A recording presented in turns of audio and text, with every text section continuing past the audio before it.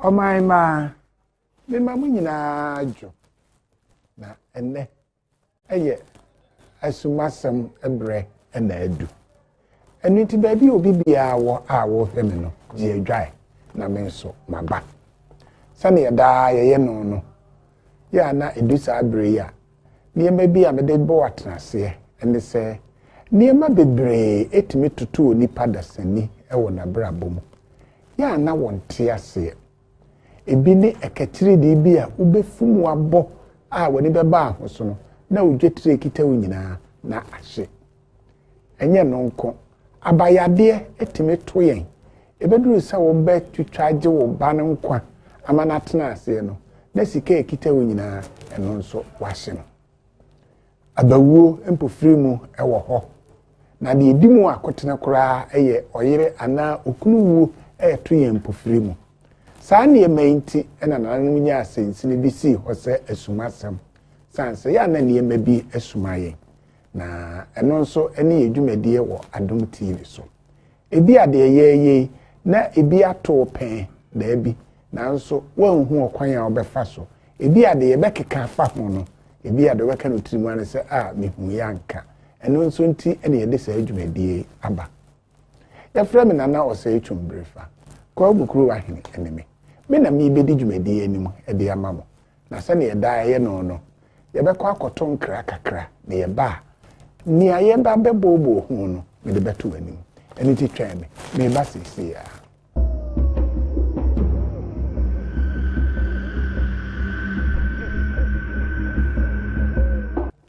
my ma me da mase se munya me hu abotre na makoto nkra na mo nso maje nkra no amame na se de ye no ya na ye de aka na bu netwa so ewa ha se de mo hwe mi de ne juoda ebe no ye na chese ye nya na wotwemienu a yedi adae nti eno nso ebe ye fojuo nti ya na mahye no nso amame na ene asentra ye bebobo won se eye sunsumu niema ben ye ko sunsumu wiase a niema ben na wo ho na niema ben so na edi yenya a ebi a yennimu no ya na ye de ho akwa akohihemu kwasi broni beka ne say mysteries of the spiritual world na trese niema ewo sunsumu anasa ye hintasem wo sunsumu no so yennimu nti ya na ye de ho akohihemu na we na ye ba be de ho nkomo na ansa na no ya na mafo ma se efre bibi okot ni nyina ye nsuma ni nsumasem a ya na ye de ho awurawura mu bu ho a wo hye mukura de nani beba na ho so no sebe amore damo a no wa ye basabasa adenti na ebasa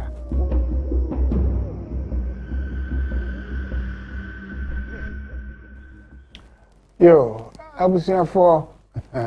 ye mayi nyina ho akwa babio se yakohwe mfoni no aba na ene prophet Abednego ana ehia ewa ha prophet eja me wa kwa aba ye eja na nsamo mutese nyame Adom boko ayo eye se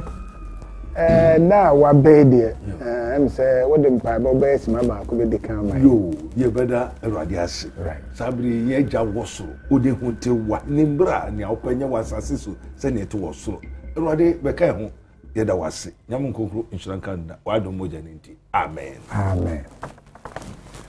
na wofi wonsa wo wakura ase ho ba no menim se sunsumu adwuma na moye no wo Raboni Spiritual Hospital ampa sanete yo ye Awurade ne hu ye hu na ado edos se wo frɛ obi se onyame nipa ana se odifo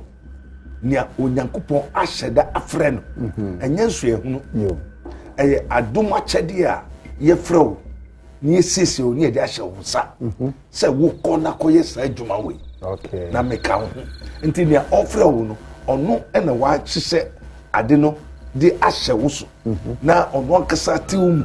na ode wo ye nia ono epe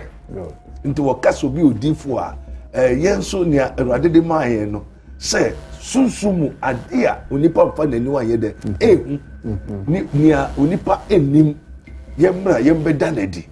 na nia owa ho kyiri mo hawo obra amane mu no Erade emfa yenso enye de enyi ne mfiri how impuchere nkrofo tetefun bu bebi se yare ye ya enti no ma ye bebu Rabboni Spiritual Research and Divine Medical Laboratory nti e hono nkrofo bebreba ye bema wa ye spiritual research ne ekoso no wo wankasa ye wade ye be ya wo wankasa wo be de obehu na wo se obo ohwehwe a obehu na obomu a afa ye bepe ade na no e de eduro ye pe anu eduro a na fa de wo na wo benom eduro no enti no Rabboni Spiritual Research no I said we seek for problems of this world what I said therefore we create a solution for mankind by through spiritual that is the spirit of God onyankopon ne honhom ena yede ye sajuma no te say yare wa hospital watia ya bibia onti ase no onya Rabboni Spiritual Research and Divine Medical Laboratory wankasa obehu na obenya anonso edru amen prophet say ye hwe emfoni a ye hwe ye yi a yo ne kire say sunsum bi a ye ho no niema bebre etimi koso ayen a ye te honam ani mu no ya ye hu sanse empa ya ye bonde hu ya so bi mfoni aba beda chance ni mu na ye de pia awo no ye de wo no ana obi so tenchen na osu na minim se bi a ono ni nua ba na na yire na ye de ade ne wo no a na su a wo su no so no onya hu sunsu anso bia ayo ni afoni na ampa we call something sacrifice according to the black magic and not pact obunsam ni biribi aniwa eye free biribi a ode bema obi an esese onya onipa kra na onipa kra no ye ade a esombo entino wo te se nipa ne ko se opemu opeska no wo ye ade ne man no tumi na wo de man na eba bebo ahun onu tumi no nia ope wo ho se wo de beda na se no eno na ono ye de ofa oji entino nia ono pese wo de beda na se eno na wo frey ento be frey aba ento frey ba nia ebepu na onfa ye de onfa ndase aye se ohene otra akonwa so ase ebetwa aboa agu na so entino sa aboa no ebia na koye oyere uba udofu pa eno matwi na ba na wa ma wo wankasa wa sacrifice no sa time no wo twe ni ba you have no option o to make us umpe e say what na ba deda onso ni ahohia no nwa ya ma entino affordable no e se onfanko na afore no ensipi ma wo ensipi ma wo but the chinso eba be ha wo wankasa yo yemra enadwumedie so sanse na de wo de ye ko sunsum wiase yo na sunsum wiase a wo de ye ko no sana etie yo Erade Nyankopon ye da wase wa tworo se Onyankopon oye honhom ye wo honhom ene wo sunsum sunsuma ansa ne ye wo ade na nkasa te se no se emrano the law is a shadow of a good or a real thing that is to come entino ye wo sunsuma enu ni sunsuma ne te se sunsum ketenkete but the real thing what I say entini sunsum wiase ewo ho enti se ye wo wiase a ye ni eniwa hu eni ye wo ba ko so a ye mfa ye eniwa ye de ehu but se no nia ye hu emunyama eye hu senia ye hu no nia ye hu ni mu niema nia ye hu no emunyama no eye hu ano so ye din asenia ye hu adentia yo ever say Onyankopon kasa no oye honhom na sunsumu no oye adwuma right obviously oba honhom no yeah enu ntina obo sum ene high no de obehu no but sum no onamu no oye adwuma honhom enti ye wa body na Onyankopon boy no ye wo abody a ye ni enu ade ehu ene ye wo abody a ye mfa ye enu aye de ehu enti no sunsumu no eye sunsumani mu no esumu no ena nkrofo bebre nso afa ho na wodi di nsambone wodi di nipenya yare bebre ho according to the mystery of phenomenology echese ansana obohu se duesi ho na esa anya sensa o brebi na yede bono and from our bone into the ones that we are there. A contemporary football baby say, and some of us men can soon estimate never near assassin there. I catch them. And Tinyama baby, what echo nipa brabumua. A soon move on. One and I would decide Jumano, it was soon. Now be pure nipa abrabomu and Nikaiso. And I yawa body ni being so hard. Woman soon, woman, wo bo tra sunsum sumunum. Ah, on the more, or you believe, and I sang crofono actually onipa dasani, kwaya, ubetma ako invisibility, ubetma ko sunsum. Ah, also be ya dia, obeyet so no. Ah, wo obi nye de, and nipa bebre wo ho a, onim se ye wo obonsam wo ho. And you obonsam so owo ma ankasa wo ansana obonsam ma no so no bebre akoje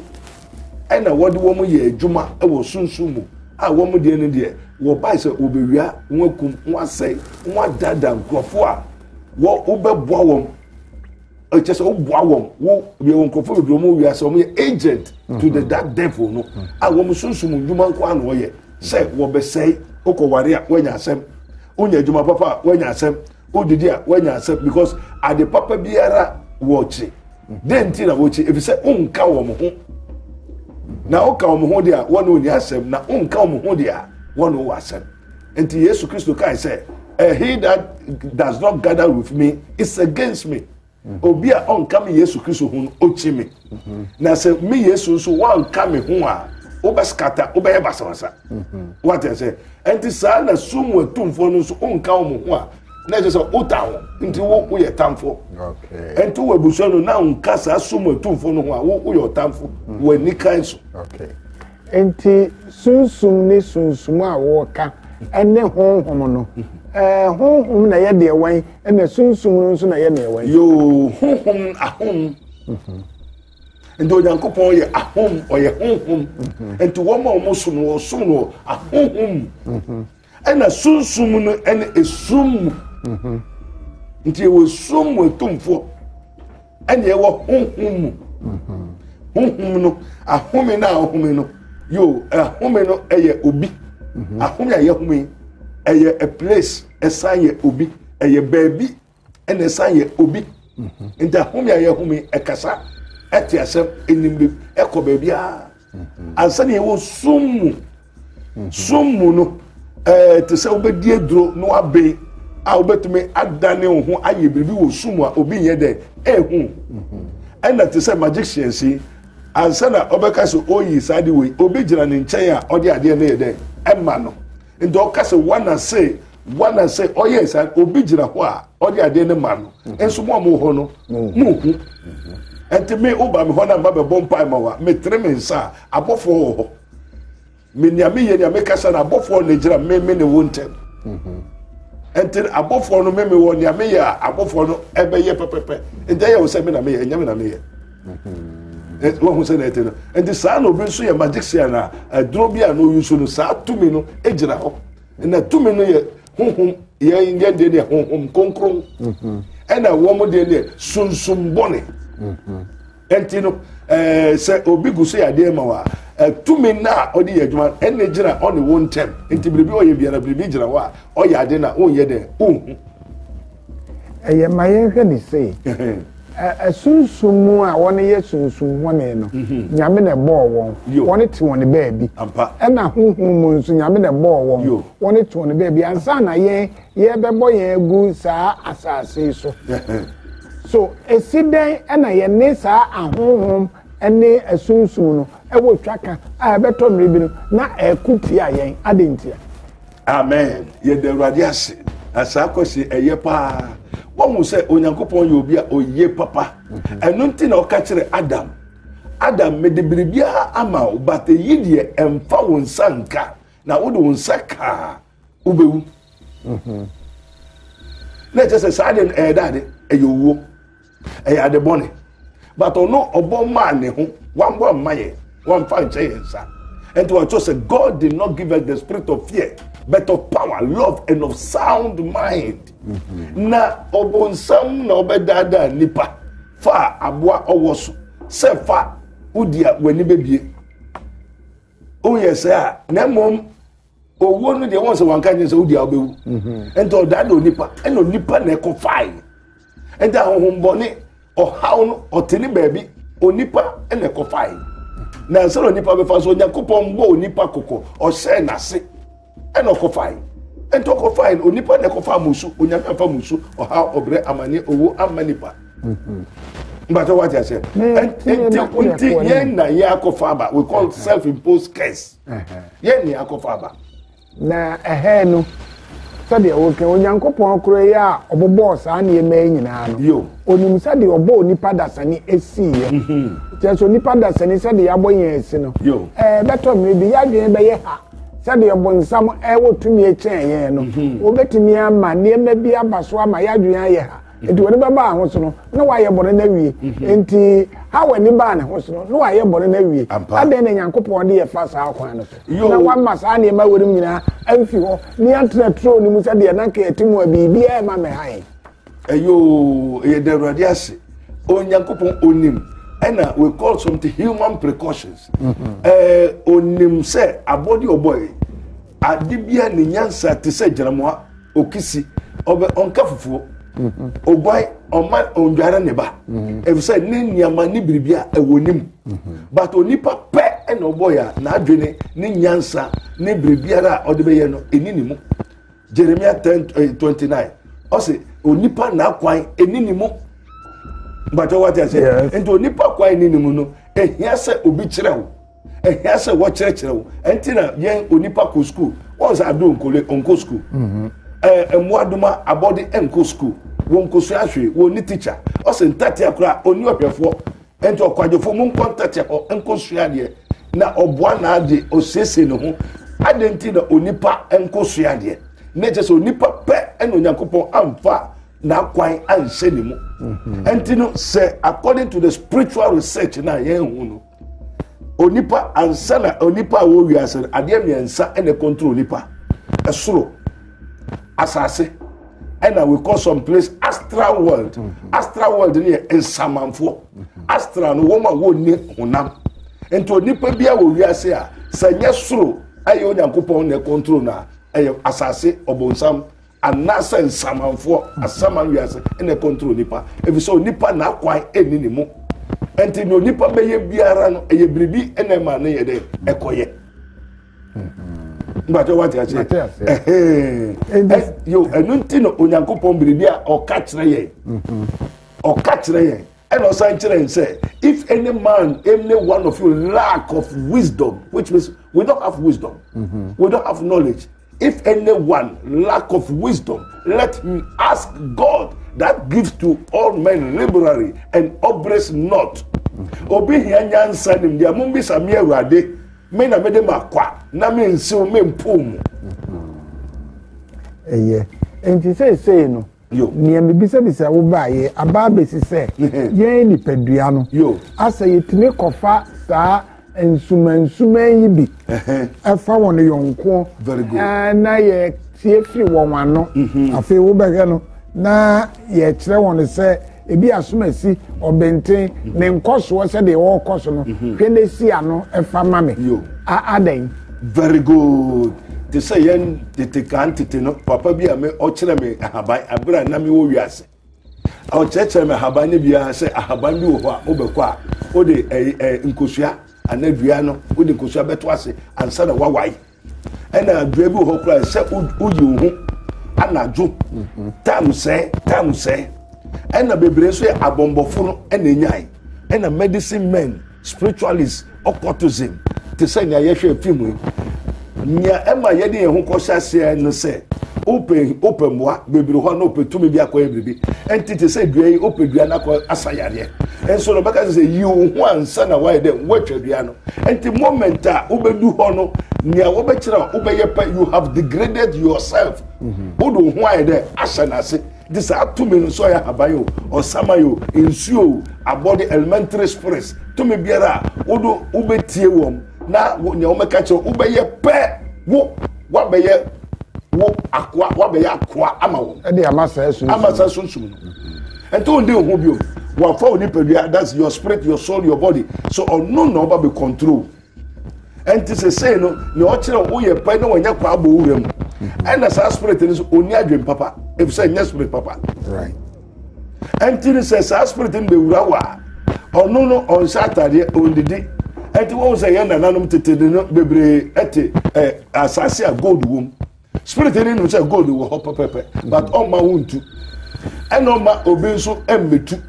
eno obi oba betu be ye papa no no konongo kaya ono no be say asemesi person to gold kumu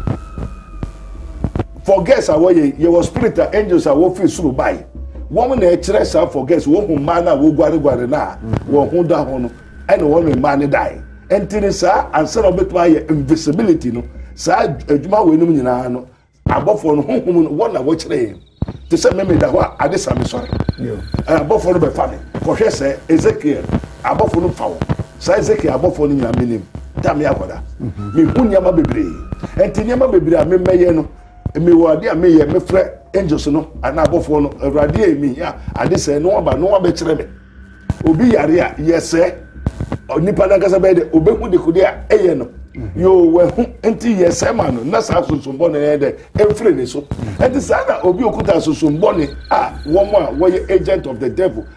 titiro any abaifo abaifo ni suma bosum tumi bebre because one tumi na onya no wa kire ne senia oda ho a obetima yira onene da ho nso no wayira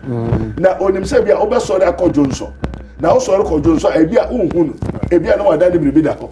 enti no owade a obeye a se ya habayo se ya asemo ana obeye biribi ma wontume ensore da jesu wakwaba eye abusuafo enkomo na ya yede nanso mama ye nkoto nkra na emra ye ba beto aso ahwe efie beyi se de ono nso ye ne de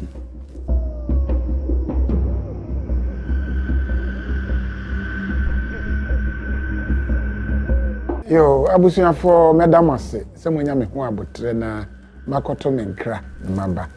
asumasem ena mo hwe ne wo mo mafie mu no na ne ye hwe se de sunsun wiase ete ene ma ye sunsun abo ne ade e wo a yen mfie ni hu na yen mfie ni hu nso no se pa na ete den sunsun so na yen mfie ni hu no enya edema yen na mene prophet Abednego na ete ha eya prophet eja ye to ankomo no so yo na yen hwe efie bayi den ekwan be na ya wono nso fa so na se ebia obi ni wiase abrabo obaaye obehwe nanka owo baabi odi kosi baabi pa enso obehwe no na efie bayi sanse onim sania obe kontino na onam kwan bi so ese no se ba ne sa ono ode ne ho no anania ohwen ne obeda hu se efie bayi na nadwuma a wo ye ne ne ma wo ye enye ye odimu bi obeda ne wo ampa eyinti na onyankopon ba no bai se nia oye bone ni fi obonsam na obonsam na mfitiase no oye bone nti bone no wo ho wo abodi ahyase eyinti na onyankopon ba no bai se obesei obonsam ndwuma nti na obonsam wo adwuma oye honhom na honhom bia nsa na oba adwuma ohia dan na dan no eno ne me ne wo a abusuafo no nso no onia oye obonsama na obaifo no obewu a na odi sa tumi no a etini mu no tumi na nkasa na echusu obi na watra ne mu mbacha wati ase te se meme die a meme yusui eyo nya meni tumi nia obeye adwuma no meda ho na obefre me no ne me kasa wo wiase awie me kwa menim se wiase awie no so obeye adwuma ne bi ente eye batonic we wie a no dia se we nsa we wie ente meme nim won mo wa ye adwuma we ya ansa na bedu me so e so wonu me akasa mehu won enti sa na beye nso no eye japade kase a ono so beko a na odi ase we nsa na nia odi ye no nia odi kai a okuta sa tumi ne di ye no onu ofri ho a ni obeba no na ono so be de obeto aso de ti na obeto aso onipa te se dan te se vessel enti tumi no betra mu a what you say obetra mu a nia open no na odi wu nipadua na eye eye enti se no ono sa tumi no tebuso mu on pese obeware ana obama bi oba bi behu se opeso ware ana obi be ware obi be fa wakwa brochire tumi no wehu onim obebo nipa na refi ana obesa ware no efi se ono oni ade papa biara wonimu ono entare she ade papa uyeye enti saa nipa na oye obayifo no woka obayifo a obayifo onipa no ena baye no eye sa tumi no mbacho wati ase baye no eno ni sa tumi no eno spirit no ena obayifo no ye nipa susum fa ne so e dey say enti no onu wa ebusu enu a nia obako no okoi no ejuma odi ye no onu ba beto aso enti ohun se wo beto asase sidan pe no de wato yare ama enti onam wo no odo be se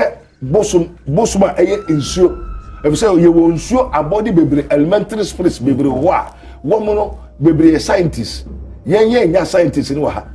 abrofo no nya scientists no enti no onu be ko akoto tumi a o ma yare na sa tumi no ti obefo no ena be ko tumi ni ho asamesi peso tukwan asamesi daachi obeyeye oware obawo nta ne ntafo no be doctor be president pe no de wakose ho enti ashase na of start yewu na ne wa masa assign demon no ohumbo de ediwachi ogu awade ose obiribiara jese uba Awurade Yesu Kristo mu uba onyankopon nipa okutatumi ana obi nso a okutatumi bia se ye beyo se ye busumo se ye jinio se ye mamu atawo wonso wede wo hu wonim na Satan cannot kasa Satan obonsam ntutu Satan obonsam ntutu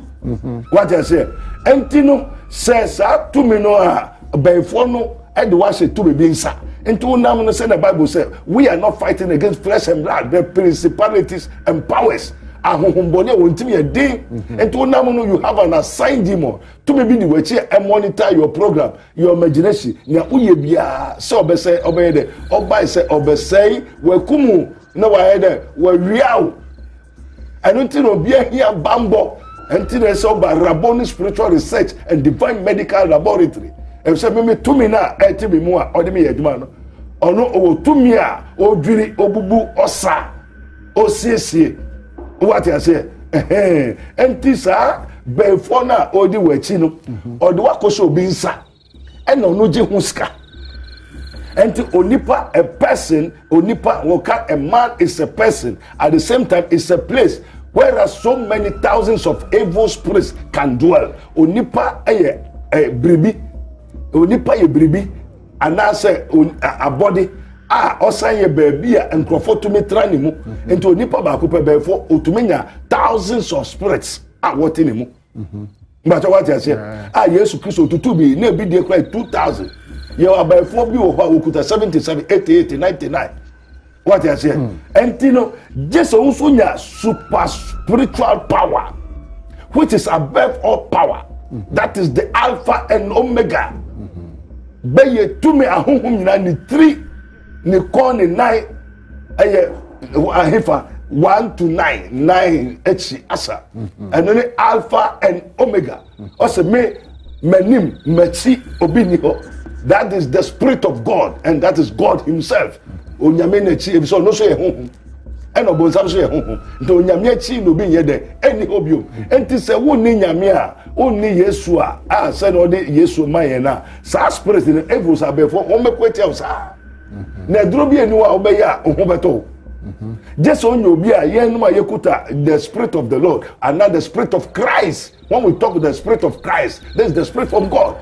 We have the power, authority to cast out devil, to heal all manner of sickness and diseases. We have power over sickness and disease. We have power over Satan and his powers. Also, behold, I give unto you power to tread upon serpents and scorpions and all the powers of the enemies, and nothing shall by enemies hurt you.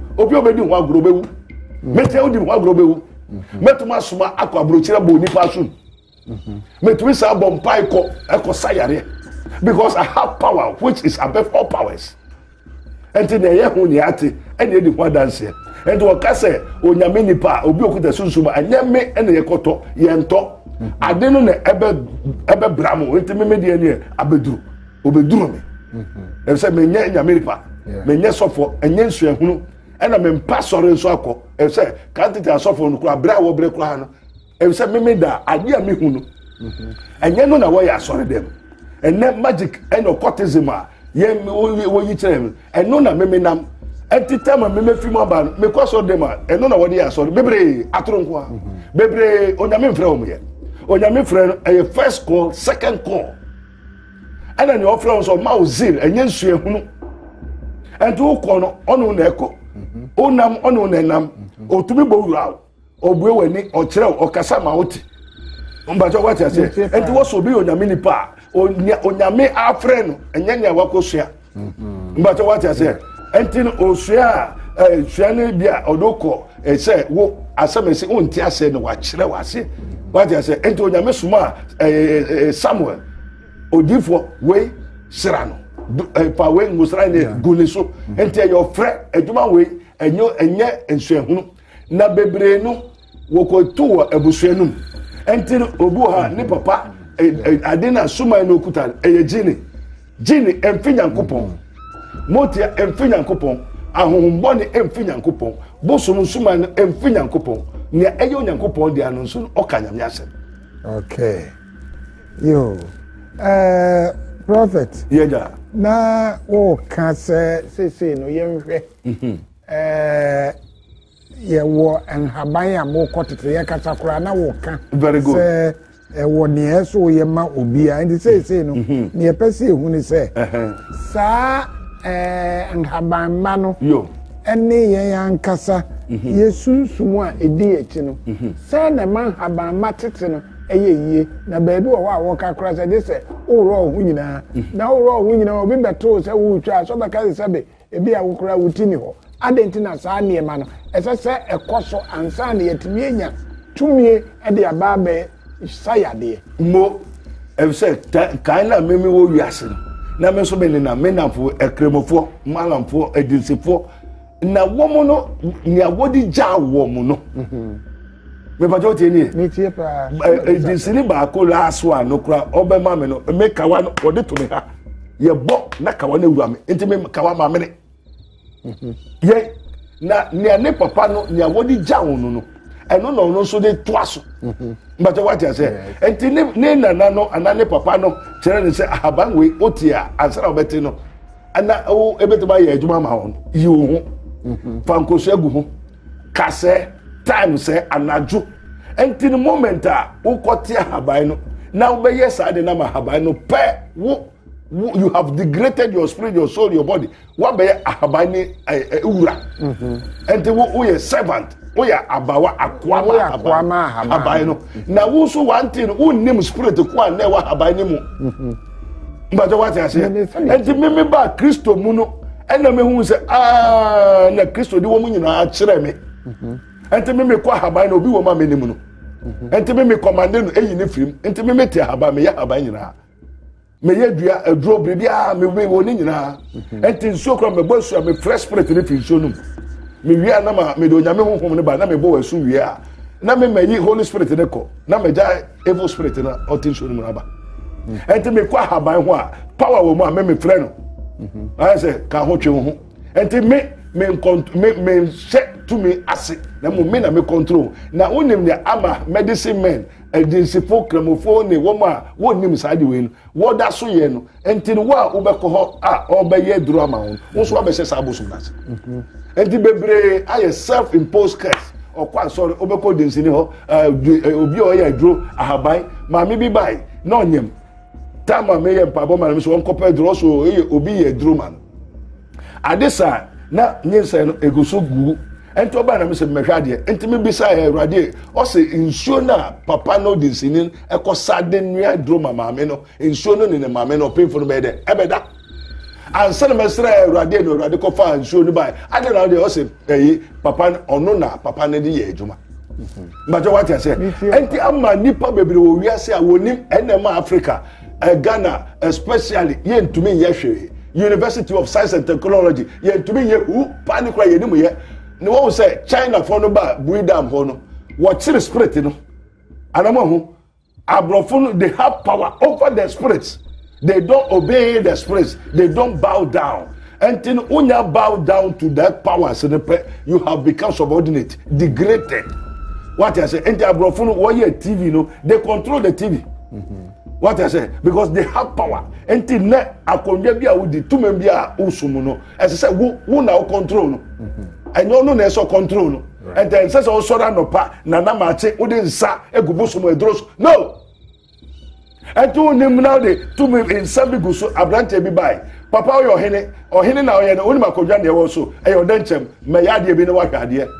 Ye ade na denchem ne ba na jo. O say ade na ha me na say na wo ma won sa no oje soje kwasea de ho chire. Papa ni yeska wo denchem wo diska ne so. Onipa ye ho ane me hwefo hwere ya me. Na so so mo denchem. Akonwa na oteso na yo denchem. Akonwa bebre yaboa aso na busua ade busua akwa busua wo me yaboa. Ose no nipa honhom beto mo ane so enti mo ano ye nsese ye ma ye somwom ye ma waduane enti aboa na ote ahaban mu no ebia na eti konwa eniama ye somu no mo na nsese wo koto no nsese wo somu no ose ntumi somu awura no mienu enti abodi ye nsomu no onya ma ne nsa utia no ma na oto ma ne bayire wo wodu hu ni nipaduane wabuso nyina aserase na ne ope no na odo ba beye ebia ni se okay obi pesika wache no ye wie ni pe o se ka ho ne ade beda mase ye oyere wo so ofra ne ba ye de kumunu you have no option anti bribiara usum biara no o se ye worship what ye know not but we know what we worship for the salvation is of the Jews and God is worship in spirit and in truth.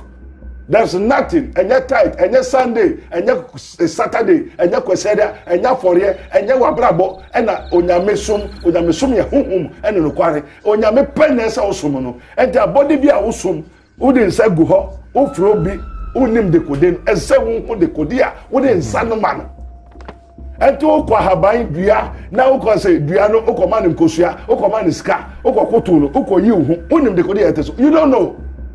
What I say, and to consume no odi ade no man pe ana man coins o consume was a fabric ko consume ya wa so fo bebre a o ko dwane nkofo consume ma me bi bai ma me de na yo o se wachi a o so fo bi na consume na me se bra o do consume no inso na ware inso ni de wachi come on be who the bar be that like that spirit number o favor o se me wo ho na word ne bre me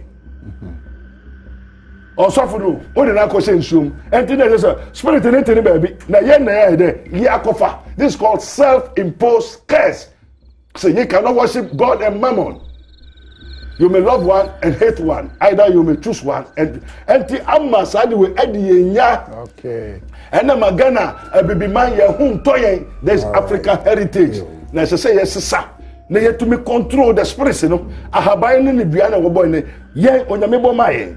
No nyame boy say ninsesu enti onyame honhom na home go yemu enti kote ahaba oni ho kwan say ukoyi unhu na according to a dancing and spiritual magical and black magic no pact no nia odudi ade no o kire say sa na oye no sa ana meboa okwa hemfie no okwa no o say sa na oye no enti oso kwa no kwa de okoto aso enti oso ko se tumi na se na tumi ni nyina bebre yo denchem amwa nkuto ne kuta the kingdom of darkness. And what can be a bay for bay ye to me a yaboa. But what any oboa bay and song do on one side or a jeremua and moi and ketro or castle be a bay for a yaboa. That's a witchcraft power a yaboa. Now boa when yansa or cherry pa. Now conjure now their conjure so in sagu sono a conjure on him the code. Only to me no. You have to worship what ye know. Okay. Onyame yedawasi. Say my enti okwan ben ene ebetimi afa so aboye ho ban e wo saa asunsun mu ne ma say ye di ho nkoma bebi saa do okwan ben e be fa so a okwan ne ba ko pe okwan ne Yesu Christ say you may know the truth and the truth shall set you free. The truth no e de kasa truth ni ye obi na sa obi ono ne Yesu Kristo onu kuto pe na Kristo na enye no ne ayeye no abrofo mekire nyamesumo what the Bible nearby abrofo no woni nyamesumo they don't know God, they don't worship God. China, what we say China a develop am one of them and they obey and do what the thing want that they and yeah before no what you say esono ye ne ye yakose ade na say we cannot control them and they are don't control ye Mbacho entino bambo a obetu abo hu ban se saa de na wontumi control atochire Mbacho tieni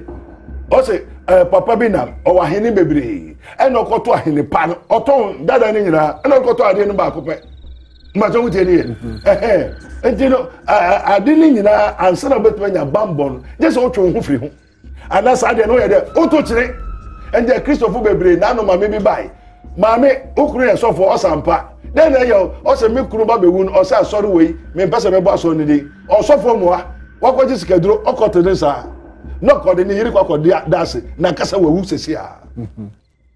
but what I say because I didn't know Kojin he is not able to control it and this want to man control I didn't buy there ever control and no nema or how anybody assign them adwuma aba party ase na one thing ofie before otonwa baby a onam yara uyi nipa 10 abefo 8 papa ye mienu pe uyi nipa 100 abefo ye 90 until the etibia no obenya befo obetonwa ye de aseninsa until you are holding an innumerable company of devils and also otri na man hu ye de edoso na urade ne betu ajiwa fi ni nyina mu Urade bi na betu ajiwa fininya urade pe no betu abo ho ban so be so urade wo honhom no kware mu wato kawa bansere bibia wo me kuta bi me kawa no me ya wadu bu yansa mamene me kawa no mamene busu moti nyina me fra o mi no nyina eduro nyina wodi we no boto no gu yansa sa o bo nsa na boto na ewura ho ya mere kawa no ato ye yem sa me na me ka chiro se papa abusiafo o ma me mfa prophet number no and to dra mama the number ni de edi kan ni 020 859 9576 020 859 9576 and at the etoso so ye 027 897 7215 027 897 7215 na we be say na potin na wo yo ye de radias me pacho o hwe onyankopon Jesus Christ achikwa oba enye wadwe se menche na oba I am not of myself I am a person and I am a place whereas so many innumerable company of angels of the Lord dwell in me until oba ye wadwe se oba Jesus Christ oba hwe Yesu obenya ye wo nsawam odu nsawam afa adroji tase se obesi wo oreku Liberty Coastal ana otoase the Kingdom of God Ministry International and yes I was school preparatory school no cry here free education ye ho unkofo twa percent 100% obabi wo baby no onya baby osua de nipa dwene ye to be school fu bebre me ye be ko we me bompai esra rade ma wo ma new mind and mo fran ko tra ho na wo chro sa onipa dwene ye yi onipa niwa ya wo mama bebre ma bebre wo from sasaku sasa no obara ya asa no wo from sasaku sasa say the wo sa mema no say wo sa ma oba wa asa no oni awode e ne yem ya wo ma bebre onamo oni awode enso ware wom sunsun ba ware ebia ni o ne mama ne papa kuta bosom be yetumi hu mfina na ode ne bana ide akosi awa ana wa ton ama ensuo enti se bebre ho ha na no ba ko bai na onim aboa na ware no aboa na oponko oponko a ote epupom